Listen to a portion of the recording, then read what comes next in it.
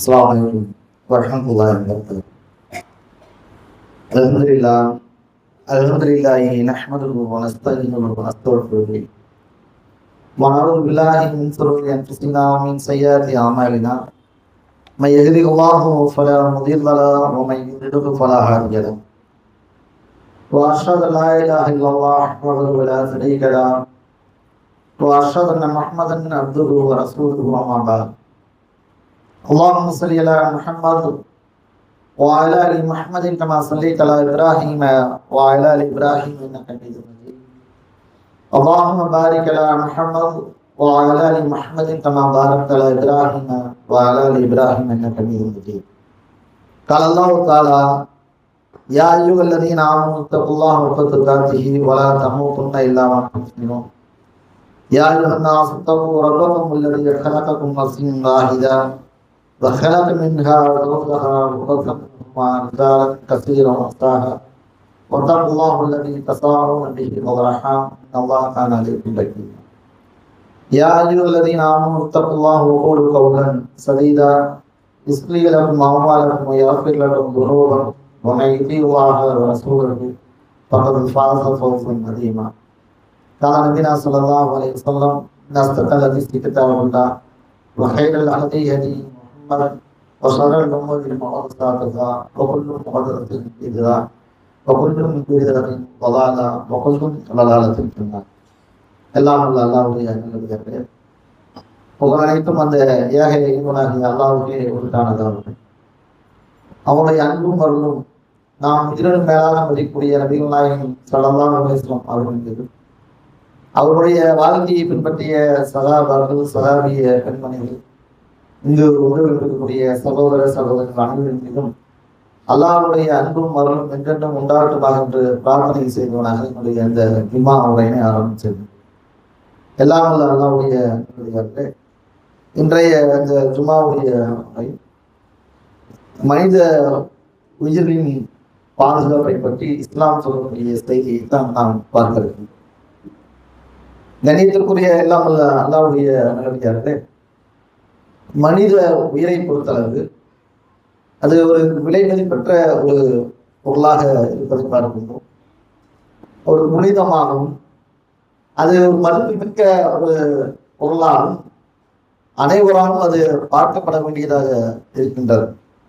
ஆனால் அந்த உயிரை பொறுத்தளவு அது பாரபட்சம் என்பது யாருக்கும் எவருக்கும் இருக்கக்கூடாது என்பதில் அனைத்துவரிடத்திலும் அந்த கருத்துக்கள் இருந்தாலும் கூட நடைமுறையில் பல்வேறுபட்ட பாதிப்புகள் இந்த மனித உயிர்களுக்கு ஏற்படுவதற்காக அது யாராக இருந்தாலும் சரி, ஆணாக இருந்தாலும் பெண்ணாக இருந்தாலும் ஏழை பணக்காரன் என்ற அந்த பாகுபாடு இல்லாமல் எல்லா உயிர்களையும் கண்ணியமாக பார்க்கக்கூடிய ஒரு சூழலை இஸ்லாம் நமக்கு சொல்லி காட்டுகின்றது. அது எந்த உயிருக்கும் வேறுபாட்டை காட்டித்தரக்கூடிய ஒரு நிலையை இந்த மார்க்கம் சொல்லித் தருவதில்லை என்பதை நாம் பார்க்கணும். ஆனால் இன்னைக்கு வாழக்கூடிய இந்த நவீன உலகத்தில் நாகரிக காலத்தில் மனிதனுடைய அந்த உயிர்கள் எப்படி இருக்கு என்று சொன்னால் ரொம்ப துச்சமாக மதிக்கக்கூடிய அளவுக்கு மனித உயிர்கள் இருப்பதை பார்க்கின்றோம். அந்த மனித உயிர்கள் 5 அறிவு உள்ள ஜீவராசிகளுக்கு கொடுக்கக்கூடிய அந்த மதிப்பும் கூட ஒரு அறிவு உள்ள அந்த மனித உயிர்களுக்கு இன்றைக்கு கொடுக்கப்படாமல் இருப்பதை நாம் வாழக்கூடிய இந்த உலகத்தில் பல்வேறுபட்ட இடங்களில் நடக்கூடிய அந்த நிகழ்வுகள் நமக்கு சொல்லி காட்டுவதை பார்க்கணும். கொல்லப்படக்கூடிய சிறுவனாக இருந்தாலும் சரி, முதியவர்களாக இருந்தாலும் சரி, பெண்களாக இருந்தாலும் சரி, அவருடைய ரத்தமும் உயிரும் என்ன நோக்கத்திற்காக கொல்லப்பட்டது என்ற ஒரு நிலை தெரியாமல் தங்களுடைய உயிரை மாய்த்துக் கொள்ளக்கூடிய ஒரு நிலைக்கு தள்ளப்பட்டிருப்பதை பார்க்கணும். இப்ப இது மாதிரியான ஒரு சூழல் வந்துவிடக்கூடாது. மனித உயிர்களில் ஒரு பாதுகாப்பை ஏற்படுத்தி தர வேண்டும் என்று மார்க்கம் நமக்கு அது சொல்லியும் காட்டுகின்றது. அது செயல் வடிவத்தில் காட்டி தருவதை பார்க்கின்றோம். இஸ்லாம் சொல்லக்கூடிய அந்த கொள்கை கோட்பாடுகள் என்பது எல்லா தரப்பட்ட மக்களுக்கும் எல்லா விதத்திலையும் ஒரு பாதுகாப்பை அளிப்பு தரக்கூடிய ஒரு மார்க்கம் என்பதை நாம் கவனத்தில் கொள்ள வேண்டும். அதை எப்படி சொல்ல வேண்டும் என்று சொன்னால், நபிகள் நாயகம் ஸல்லல்லாஹு அலைஹி வஸல்லம் அவர்கள் தன்னுடைய இறுதி பேருரை பல்வேறுபட்ட உபதேசங்களை அல்லாஹ்வுடைய தூதர் சொன்னார்கள். ஒட்டுமொத்த 23 வருட கால அந்த வாழ்க்கையில் மனிதர்களுக்கு நபிகள் நாயகம் சொல்லப்பட்ட பல்வேறுபட்ட செய்திகளுடைய தொகுப்பை சாறு புரிந்து நபிகள் நாயகம் ஸல்லல்லாஹு அவர்களுக்கு இந்த மக்களுக்கு உபதேசமாக சொன்னார். இப்னு அப்பாஸ் அவர்களும் சொல்லி காட்டுவார்கள். அல்லாஹ்வுடைய தூதருடைய அந்த செய்தி என்று சொல்வார்கள், பவல்லதீன நஃப்ஸி யதிஹி இன்னஹா லவஸியத்துன் இல்லா உம்மத்தி. நபிகள் நாயகம் ஸல்லல்லாஹு அலைஹி வஸல்லம் அவர்கள் சொன்னார், யாருடைய கைவசம் என்னுடைய உயிர் இருக்கின்றதோ அவன் மீது சத்தியமாக இது அவன் மீது சமுதாயத்திற்கு வழங்கிய இறுதி உபதேசமாக இருந்தது என்று இப்னு அப்பாஸ் அவர்கள் சொல்லி காட்டுகின்றார். அப்ப நபிகள் நாயகம் ஸல்லல்லாஹு அலைஹி வஸல்லம் அவர்கள் ஒரு தன்னுடைய உம்மத்திற்கு வசியத்தாக சொன்னார்கள் என்று சொன்னால், அவர் சொல்லப்பட்ட அந்த உபதேசம் என்பது நாம் கவனத்தில் கொள்ளக்கூடிய ரொம்ப முக்கியத்துவம் வாய்ந்த ஒரு உபதேசமாக இருக்கின்றதை நாம் கவனத்தில் கொள்ளணும். அந்த உபதேசத்தை பற்றி பல்வேறுபட்ட செய்திகள் நபி ஸல்லல்லாஹு அலைஹி வஸல்லம் சொல்றாங்க. நபி ஸல்லல்லாஹு அலைஹி வஸல்லம் அந்த சில்லாத விஷயங்களே இல்லை என்று சொல்லக்கூடிய அளவுக்கு சொன்னார்.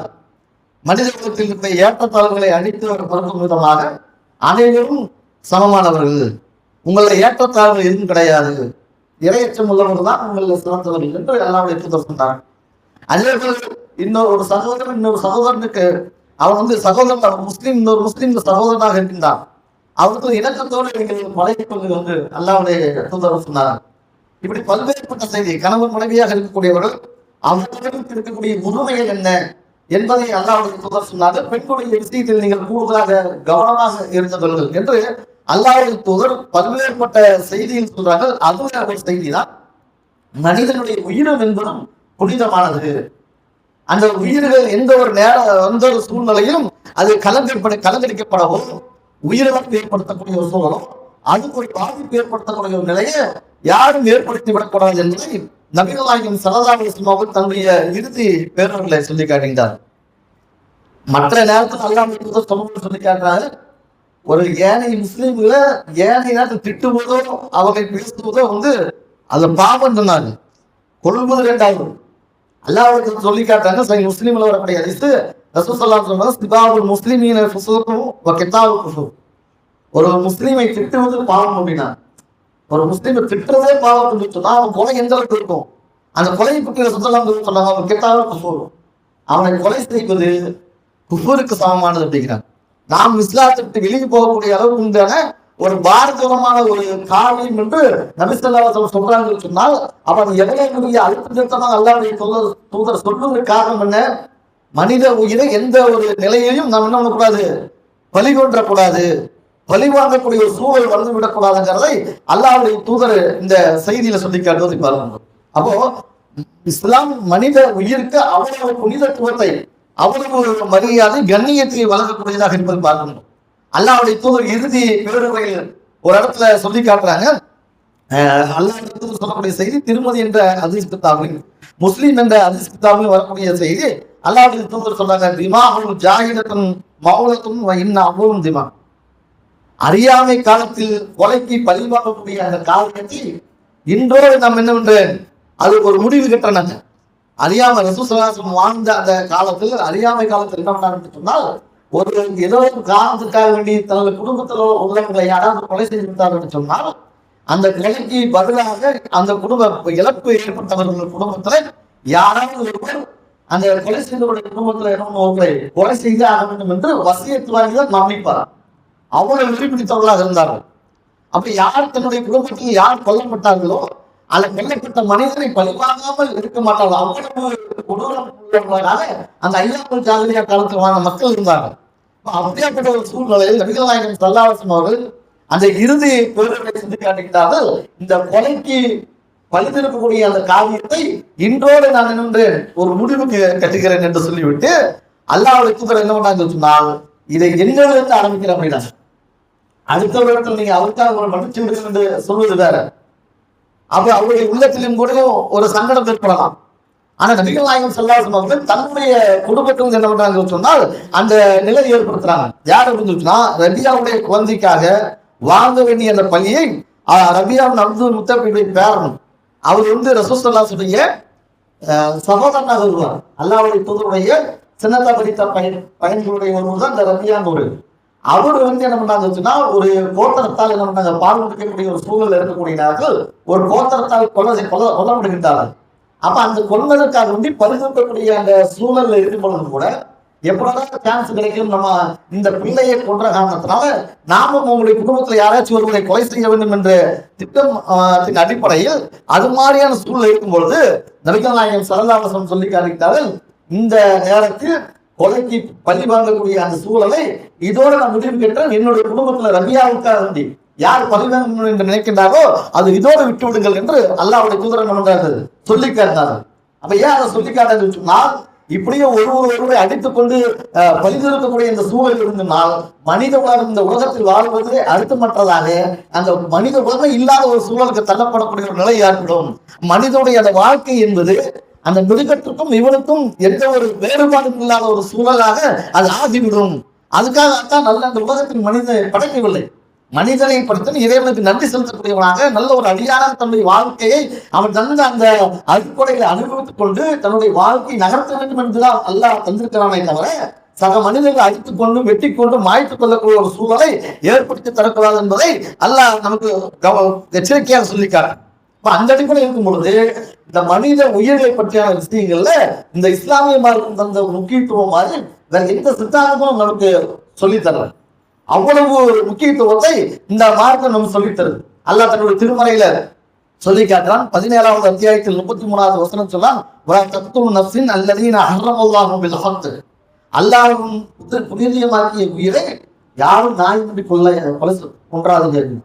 அப்ப அல்லாஹ் ஒரு உயிர் என்பது அல்லாஹ் புனிதமாக்கப்பட்டதாக இருக்கு. புனிதம் என்று சொன்னால் அதுக்கு ஏதோ ஒரு பாதிப்பையும் கலங்கத்தையும் ஏற்படுத்தக்கூடாதுங்கிறதுதான் அல்லாஹ்வுடைய கட்டளை. அப்ப எந்த ஒரு மனிதனுடைய உயிரையும் நம்ம கலங்கம் ஏற்படுத்தக்கூடாதுன்னு சொன்னால் அவனுடைய உயிரை பதிவாங்குவதற்கு நமக்கு அனுமதி இருக்கின்றதா? சொல்லுவாக்கா அல்லாஹ் புனிதம் பெறும். அல்லாஹ்வுடைய கட்டளை அதை அதை கொலை செய்வது உங்களுக்கு அது ஆகமாக்கப்பட்டது கிடையாது. நீங்க செய்யாதீங்க எந்த இடம் தான் அது யாரும் எவ்வளவு பாதிப்பு ஏற்பட்டாலும் கூட நீயே என்னவனும் திருப்பி அந்த தாக்குதலுக்கு என்ன பண்ணக்கூடாது, எதிர்வினையாற்றக்கூடிய ஒரு சூழல் முன்னோட்டில் வந்து விடக்கூடாது மாறும். என்னுடைய தம்பியோ அதையே கொண்டு விட்டாங்க திருப்பி நானும் கொள்வதற்கு எனக்கு அந்த உரிமையை தரல, அது அல்லாஹ் அவனை நம்ம கையில அது தரல. அப்படி நடக்குன்னு வச்சோம்னா அவன் தண்டி எடுத்தோம்னா தண்டை காரணமாக இருக்கும். அப்ப அந்த பழி சேர்க்கக்கூடிய சூழல் வந்தீங்கன்னா எப்படி ஐயாமல் ஜாகிரியா காலத்தில் நடந்ததோ அதுதான் நடக்கும். இன்னைக்கு நடக்குதா இல்லையா? ஒரு அரசியல் ரீதியாகவும் சரி ரவுடிசியம் அந்த நிலையில பார்த்தீங்கன்னு சொன்னா தன்னிடத்துல எவனாச்சும் கொண்டுட்டாங்கன்னு சொன்னா அது பழிவாங்கக்கூடிய போக்கு இன்னைக்கு இருக்கிறத பார்க்கணும்.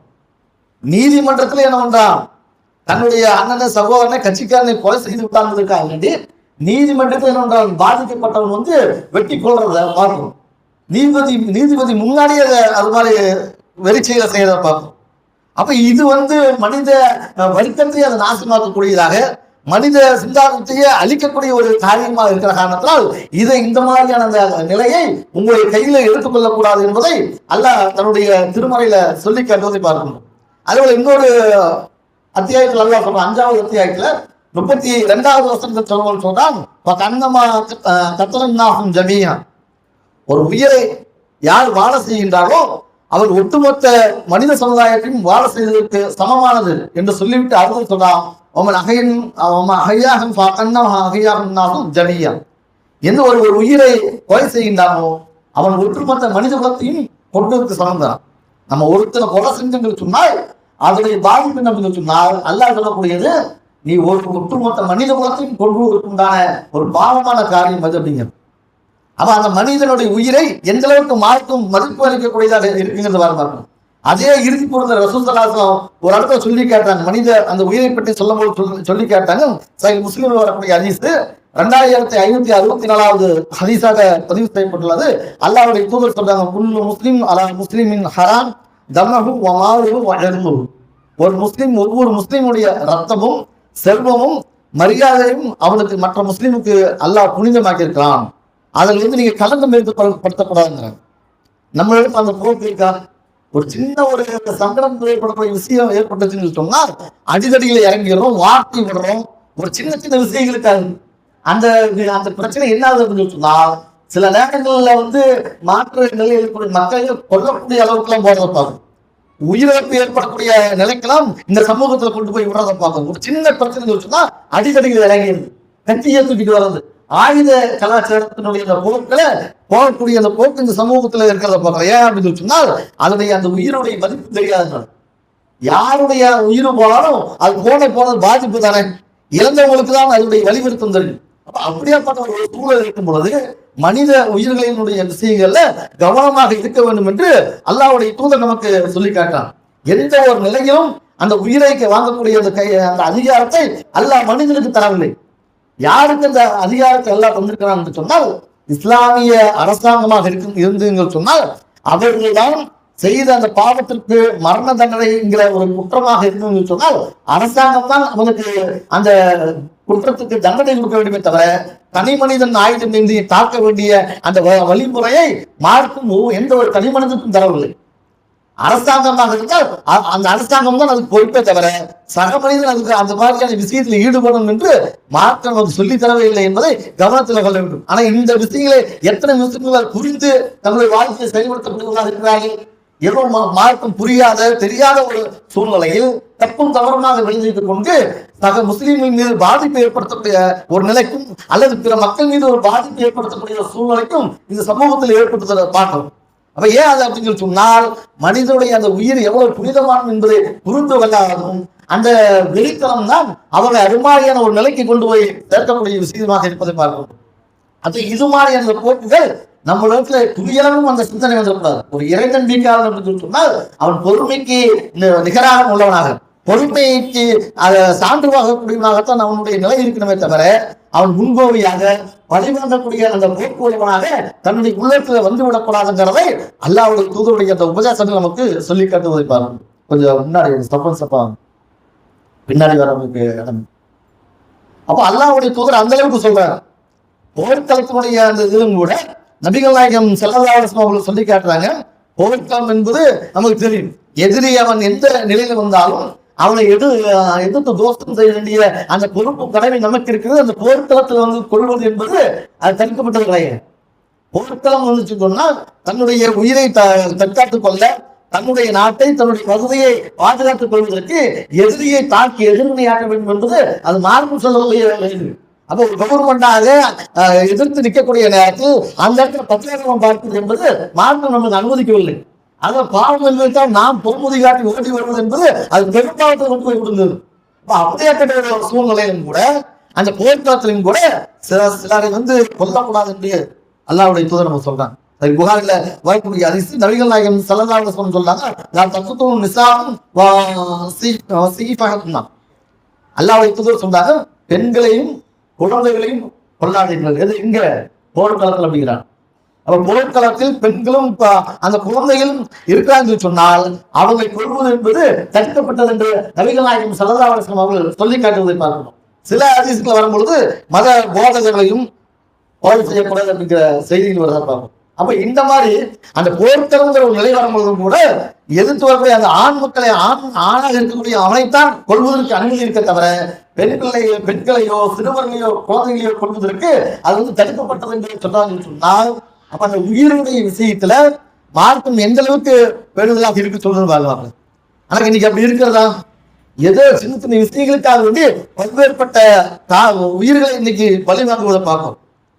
பார்த்தோம்னு சொன்னால் அல்லாஹ் சொல்லி காட்டுறான், மனிதனிடத்துல அந்த பலி வாங்கக்கூடிய நிலை எப்படின்னா ஒரு மூட நம்பிக்கையினுடைய அந்த நம்பிக்கையின் காரணமாக பிள்ளைகளை கொலை செய்யக்கூடிய அந்த சூழல் மனிதனுடைய உள்ளத்தில் அது ஒட்டி இருக்கு. அப்படிங்கிறது மார்க்கம் சரியா புரியாத ஒரு இடத்துல தனக்கு வந்து ஒரு காரியம் நடக்கும், இது செஞ்சா இப்படி நீ ஆயுது அப்படிங்கிற அந்த ஆசை வார்த்தையின் காரணமாக சிறு பிள்ளைகளை நரவில் இருக்கக்கூடிய சம்பவம் இந்த முஸ்லிம் சமூகத்தில் நடந்திருக்கா இல்லையா? காரணம் இஸ்லாம் என்றால் தெரியாத ஒரு நிலையில் மார்க்கத்தை புரியாத ஒரு சூழ்நிலை என்ன பண்றான், இது மாதிரியான இந்த மூட நம்பிக்கைகளுடைய காரணத்துக்காக வேண்டி அவனுக்கு செல்வம் பெறணும், அவனுடைய வாழ்க்கையில வந்து நல்ல ஜாலியா இருக்கலாம், சுகபாகமா இருக்கலாம், அதுக்கு வந்து இந்த பிள்ளையை பலி கொடுத்துன்னு சொன்னா எல்லாம் முடிஞ்சு போகும் என்பதற்காக வேண்டி அது மாதிரியான அந்த காரியத்தை சர்வ சாதாரணமாக செய்வதற்காகும். அல்லாஹ் சொல்லி கேட்டார் தன்னுடைய திருமறை 6வது அத்தியாயத்துல 140வது சொன்னாங்க,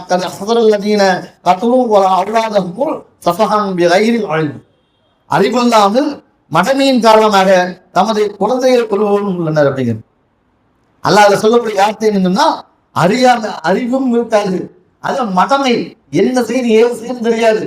அப்போ உலகத்துல அந்த மூட நம்பிக்கையின் அடிப்படை என்னவென்று சொன்னால், பிள்ளையை பெற்றெடுத்த பிள்ளையும் கூட சர்வசாதாரணமாக நரபலி கொடுக்கக்கூடிய ஒரு காரியத்தை செய்யறான்னு சொன்னால் அந்த உயிர் எவ்வளவு பெரிய புனிதமானது என்பதை புரிந்து கொள்ளாதான். இவனை நரபலி கொடுக்க சொன்னா ஒத்துக்குவானா? யோசிச்சு பண்ணுவாங்க. அவனை யோசிச்சு போறான். அந்த பிள்ளையை நரபலி கொடுக்குறேன்னு சொல்றானே, அவனையோ அவனுக்கு உடந்தையாக இருக்கக்கூடியவர்களை நரபலி கொடுத்தால் உங்களுக்கு அது மாதிரியான இதெல்லாம் வரும் என்று சொன்னால் அவன் செய்வானா? எதுவனை ஆற்றக்கூடியவனாக தான் இருப்பான். ஏன் அந்த பச்சின குழந்தை எதுவும் செய்ய அறியாத ஒரு நிலையில் இருக்கக்கூடிய நேரத்தில் எப்படிதான் அப்படி அந்த கல்லஞ்சக்காரர்களுக்கு அது மாதிரியான சூழல் ஒருத்தர் பார்க்கணும். அப்ப அது மாதிரியான அந்த நிலையில அந்த குழந்தைகள் என்னன்றான் கொல்லக்கூடிய ஒரு சூழல் ஏற்படுவதை பார்க்கிறோம். இது அந்த மூட நம்பிக்கையினால் ஏற்படக்கூடிய ஒரு காரியமாக இருக்கின்றோம். இப்ப இதுக்கெல்லாம் மார்க்கு ஒரு தீர்வு சொல்லுது. ஒரு உயிரை கொலை செய்து விட்டான் என்று சொன்னால் அவன் சும்மா விட சூழல. அல்லாஹ் பல்லுக்கு பல்லு உயிருக்கு உயிர் என்று அல்லாஹ் திருமறையில் சொல்றானே. இஸ்லாமிய சட்டத்தை பொறுத்தளவு ஒருத்தன் பாரதமான அந்த உயிரிழப்புகள் ஏற்படுத்தினார், அது அவன் செய்த குற்றம் என்ற ஒரு நிலை சொன்னால் அந்த அரசாங்கம் அது மாதிரியான பாதிப்பை ஏற்படுத்தும். அதுக்காக உயிர்களை கொலை செய்யக்கூடாதுக்காக வேண்டி ஒருத்தனை கொண்டுட்டாங்க ஒற்றவனை அப்படி சும்மா விட சொல்லலை.